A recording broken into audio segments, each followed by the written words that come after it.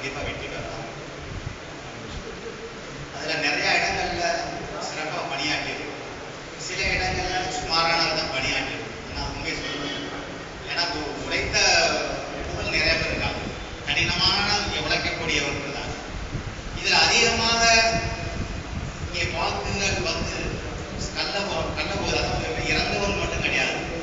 வெளியிலே சென்றவர்கள், வெளிநாட்டு சென்றவர்கள், இதுகெல்லாம் அதிகமாக நீக்கப்பட்டது என்றால் பரமக்குடி நகரம் தான்.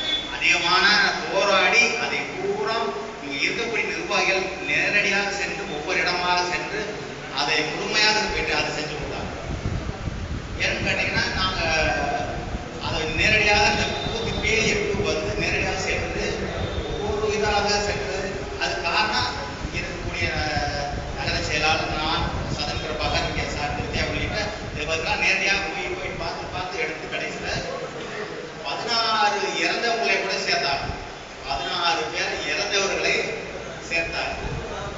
அப்போ கூட அதை போய் சொல்லி நேரடி தேர்தல் ஆணையத்துக்கு தெரிவித்த பிறகு உடனடியாக கலெக்டர் நேரடியாக இங்கே பரமக்குடிக்கு வந்துட்டார். நேரடியாக பரமக்குடிக்கு வந்து சப்கல் இது நம்ம ஆடியோ வந்து எல்லாரும் இதைதான் சொல்லுங்க அப்படின்னு சொன்னீங்க. ஆனால் இருந்தாலும் 22ஆம் தேதிக்கு பிறகு எல்லா இடங்கள்லையும் நம்ம கவனம் செலுத்துகிற திமுக முதலமைச்சர் இன்னைக்கு சொல்லியிருக்காரு. நீங்க பார்த்துருப்பீங்க, மாவட்ட செயலாளர் பணியிலேயே செய்யாலேயே நம்ம திமுக வந்து நம்ம தான் சிறப்பாக பண்ணோம். ஆனால் இவ்வளவு வாக்காளர் இப்படி விட்டு போச்சு சொல்லிட்டு இருந்தாலும் நம்ம வாழ்ந்த நிறைய இடங்கள் செஞ்சாங்க. சில இடங்கள்ல சரியா பண்ணல. இன்னும் சரியாக முறையாக பண்ணியிருந்தோம்னா வெளிநாட்டில் இருக்கிறவங்க வெளியில வேற இடங்கள்ல பணியாக இருக்கிறவங்கெல்லாம் நீங்க அதை நம்ம நிறைய இடங்கள்ல செய்யல.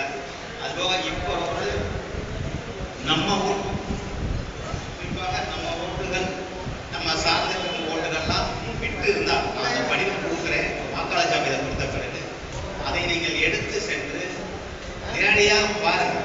அந்த பகுதியை செல்லாமல் நீங்கள் தான் பார்த்து அதில் ஒவ்வொரு இடங்களுக்கு போய் முகாம் போட்டு அதில் வந்து சரியாக இருக்காங்களா அவங்கள கேட்டு PLF அங்கே இருக்கக்கூடிய நம்ம செயலாளர், பூத்து செயலாளர், கிளை செயலாளர்கள் எல்லாம் வச்சு அந்த படிவத்தில் இவங்கெல்லாம் இருக்காங்களா இல்லையா என்பதெல்லாம் நீங்கள் கொடுங்க. அப்படி இல்லாதவர்களை நீக்குவதற்கு என்ன வழி என்பது நம்ம கொடுக்கணும். ஏன்னா கலெக்டர் நாங்கள் அடிக்கடி பேசிட்டு இருக்கோம். தம்பி செந்தில்குமார் அந்த மீட்டிங் அட்டன் பண்ணுவார். செல்லும் போது கூட இன்னும் இதில் தவறு நாங்கள் கலெக்டர்கிட்ட சொன்னோம். நான் இதை கூட சரி பார்த்து இன்னமும் பரமக்கூடிய இருக்குன்னு சொல்லும்போது கலெக்டர் என்ன சொல்கிறாருன்னா, உங்களுக்கு நான் கண்டிப்பாக இதில் டபுள் என்ட்ரியாக இருந்தாலும் இறந்தவங்க இருந்தாலும் அதை நீங்கள் சரியாக ஆதாரத்தோடு கொடுத்தோம்னா அன்னைக்கு தரம் சொல்லுவோம். அதை நீங்கள் தான் செய்யணும். இருக்கக்கூடிய நம்ம அமைச்சராக நேரடியாக களத்தில் இறங்கி அதை செய்யணும். நம்மளுடைய செந்தில்குமார் கூட பார்த்து நேரடியாக போய் போகுது. நம்மகிட்ட படிவம் வாக்காளர் ஜாமீனை வந்து கொடுத்தாங்க. ஆனால் இங்கே PLA ஒவ்வொரு இருக்காங்க பார்த்தீங்களா, அவங்கள்ட்ட பூரா இருந்துச்சு இந்த வாக்காளர் ஜாமீன். அதில் போய் செக் பண்ணிட்டு செந்தில்குமார் பார்த்துட்டு நிறைய பார்த்தாரு. அது மாதிரி கடமை உணர்வோடு பணியாற்றோம்னா 2026 நம்மளுடைய ஆட்சி கண்டிப்பாக வரும். இந்த பணி என்பது இன்னமும் கொஞ்சம் கணிசமாக நம்ம செய்யணும். அதுபோக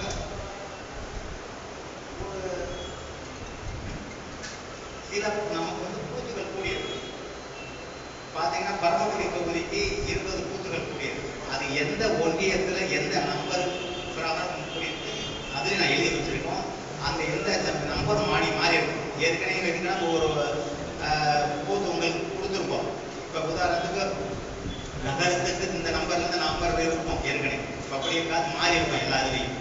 அதே காளிமுத்தன் ஏற்கனவே கொடுத்ததுன்னா அது இப்போ மாறி இருக்கும். கர்மயானுக்கு கொடுத்ததுன்னா அது கர்மயான் மாறி இருக்கும். இப்போ ராஜேந்திரன் கொடுத்தது ராஜேந்திரன் இது மாறி இருக்கும். அன்னைக்கு பூஜாமன் கொடுத்தா பூஜாமன் மாறி இருக்கும். இதுக்கெல்லாம் நாங்களே எடுத்து வச்சிருக்கோம்.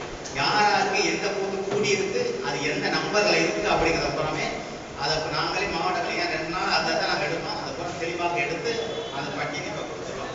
அதை வந்து நீங்கள் சரி பார்க்கணும்.